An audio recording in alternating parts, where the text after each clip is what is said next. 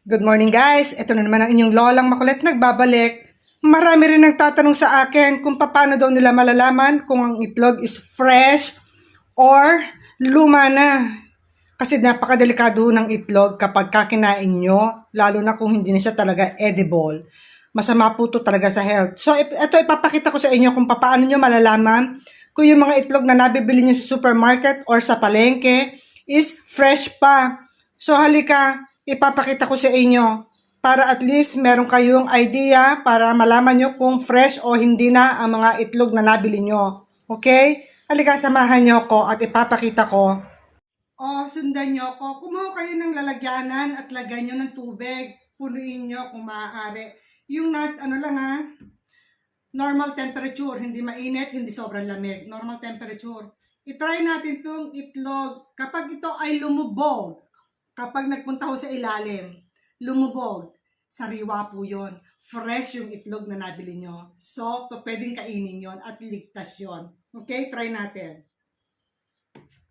Oops, nakita nyo, lumubog. Nakita nyo, nakalubog. Sariwa ho yan, sariwa. Nakita mo? Sariwa yan, ha? Kunin ko muna. Ito, sariwa siya. Nakita nyo, lumubog. I-try natin itong isa pang itlog. Ilalagay natin itong lumubog. Itong isa, kapag ito lumutang, huwag nyo nang balaking lutuin, huwag nyo nang balaking kumakainin dahil napakadelikado ho. Napakadelikado ng itlog na sira kapag kinain nyo. Maaari ho kayong ma-hospital. So, huwag na kayong manghinayang, itapon nyo na. Kapag nakita nyo, sira na yung itlog na inyong nabili sa palengke. So, ilulubog ko na rin ito. Pag ito lumubog, sariwa. Kapag ito lumutang, sira at luma na ang itlog. Marami kasi sa atin ganyan sa palengke. Kasi kung saan nila nilalagay yung mga itlog, hindi nila pinapreserve ng maayos. So, ilalagay na natin ha. Tignan nyo. Watch! Oops! Nakita nyo? Lumulutang. Lumulutang yung itlog. Hindi nakalubog. Lumulutang siya. Papakita ko sa inyo. O, ayan. Malapitan pa. O, ayan. Nakalutang. Nakita mo? Lumutang siya.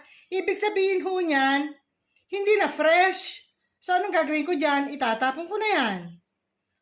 Kaya guys, be aware sa mga itlog na binibili nyo ha, para nakakasiguro kayo.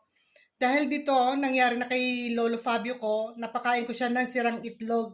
Talaga naman po nagsukat tayo siya sa Pilipinas. Grabe as in grabe. So, ito pong aking natutunan. I-share ko sa inyo para maging aware din kayo. Malaman nyo kung paano mare-recognize ang itlog na sariwa at itlog na luma na. So, ayan guys, kinuha ko na lang sa ibabaw. Nakita nyo naman, nakalutang siya ha. O, lumulutang siya o. Guys, ingat-ingat lang po tayo. Huwag na po tayo manghinayang. Talagang ganyan po. Minsan ang ating mga nabibili, hindi laging perfect. May mga sira din po tayong nabibili. So, huwag na kayo manghinayang. Itapon nyo na kaysa naman po magkasakit pa kayo. So, I hope nagustuhan mo to. Paki-like and share and comment down below. Salamat! Ito naman po ang inyong lolang makulit. Next video, tayo ulit makikita. Ciao!